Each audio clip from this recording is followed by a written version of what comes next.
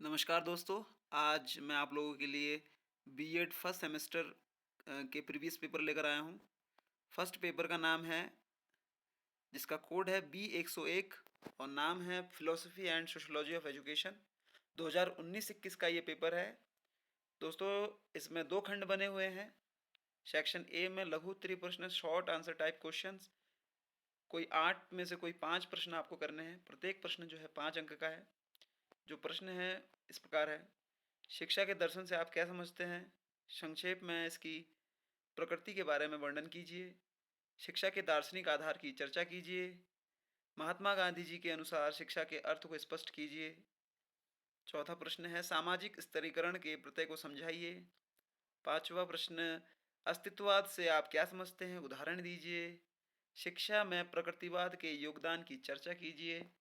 सातवां प्रश्न दोस्तों, उचित उदाहरणों के साथ शिक्षा के समाजशास्त्र को स्पष्ट कीजिए। आठवां प्रश्न सेक्शन ए का अंतिम प्रश्न है सामाजिक गतिशीलता और आधुनिकीकरण के बीच विभेदीकरण कीजिए। दोस्तों, इन 8 प्रश्न में से कोई 5 प्रश्न आपको करने हैं। सेक्शन बी जो कि है दीर्घ उत्तरीय प्रश्न। दोस्तों, इसमें 3 प्रश्न है और जो कि कंपलसरी है। इंटरनल चॉइस में ये क्वेश्चन है। 15 अंक का क्वेश्चन जो है इस प्रकार है: विवेकानंद के प्रमुख शैक्षिक विचार क्या हैं? भारतीय युवा व समाज के लिए ये विचार किस प्रकार लाभप्रद हो सकते हैं? इसी के अथवा में दोस्तों, आदर्शवाद के प्रमुख सिद्धांत क्या हैं? यह दर्शन शिक्षा के विभिन्न पक्षों को किस प्रकार प्रभावित करता है? दूसरा प्रश्न सेक्शन बी का प्रयोजनवाद के मुख्य सिद्धांतों को स्पष्ट कीजिए। ये सिद्धांत वर्तमान में किस प्रकार प्रभावी है? इसी के अथवा में दोस्तों, अध्यापक सामाजिक परिवर्तन का समक्ष प्रतिनिधि है, टिप्पणी कीजिए। टिप्पणी लिखना है दोस्तों आपको। प्रश्न संख्या 3 सेक्शन बी का यथार्थवाद की प्रमुख विशेषताएं क्या हैं? इसके शैक्षिक निहितार्थ की विवेचना कीजिए।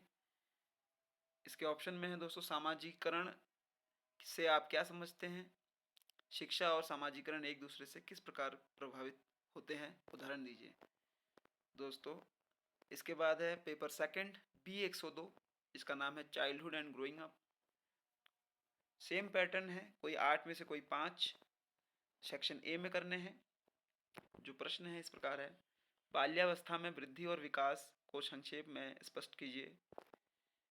दूसरा प्रश्न है बालक के विकास में वंशानुक्रम और वातावरण की क्या भूमिका है? स्पष्ट कीजिए।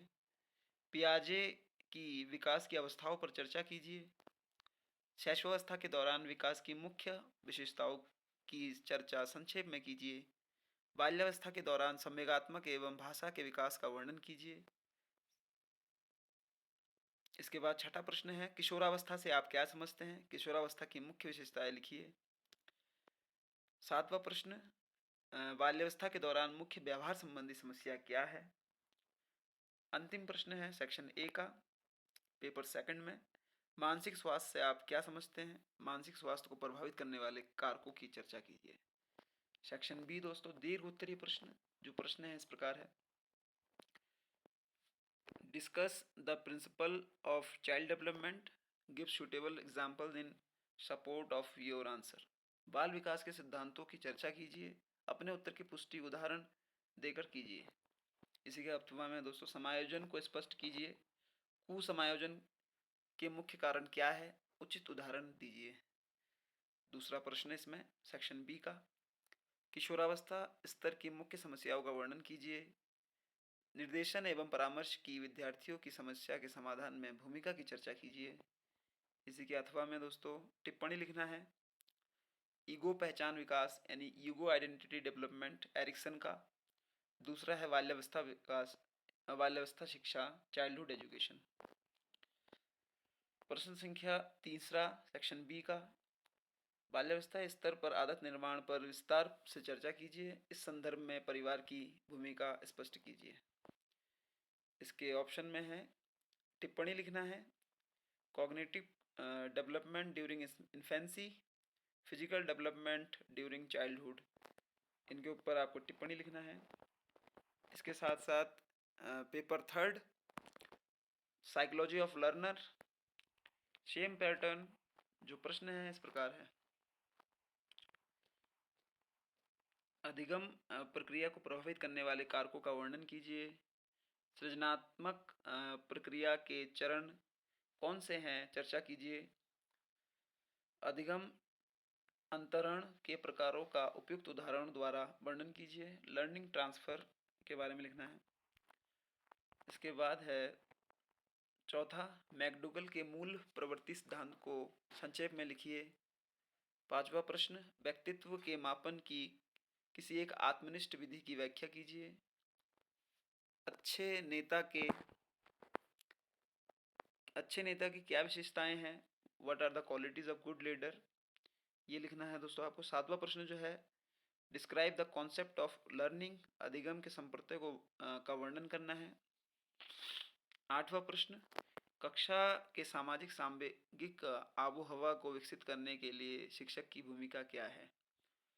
इन 8 प्रश्न में से कोई 5 प्रश्न आपको करने हैं सेक्शन ए से। सेक्शन बी दीर्घ उत्तरीय प्रश्न इस प्रकार है, शिक्षा मनोविज्ञान को परिभाषित कीजिए। अधिगमकर्ता, अधिगम प्रक्रिया तथा अधिगम वातावरण के संदर्भ में शिक्षा मनोविज्ञान क्षेत्र का वर्णन कीजिए। अथवा में दोस्तों पावलोव द्वारा प्रतिपादित अधिगम सिद्धांत का उसके प्रयोग सहित वर्णन करना है। दूसरा प्रश्न है, अभिप्रेरणा से आप क्या समझते हैं, यह अधिगम से किस प्रकार संबंधित है। अभिप्रेरणा को संवर्धित करने वाली युक्तियों का वर्णन करना है।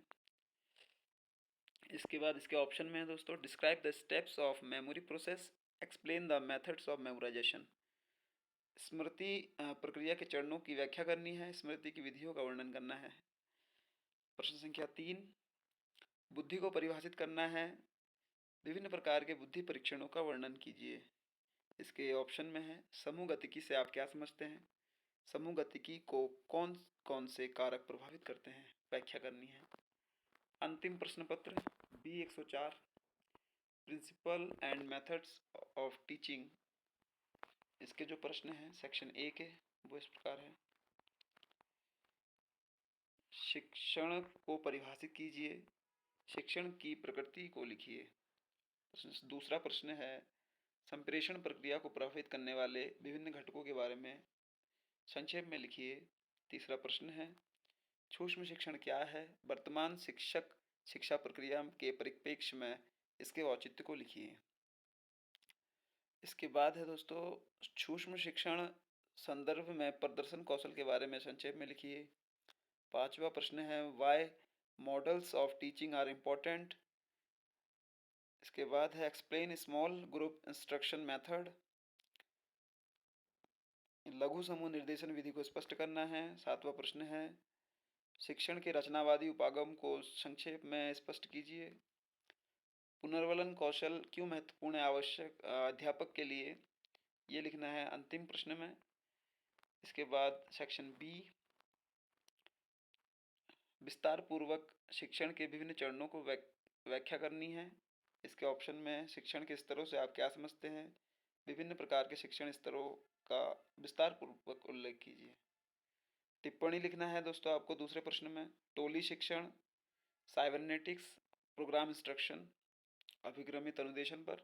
इसके ऑप्शन में है, discuss in detail the steps and process of simulated teaching.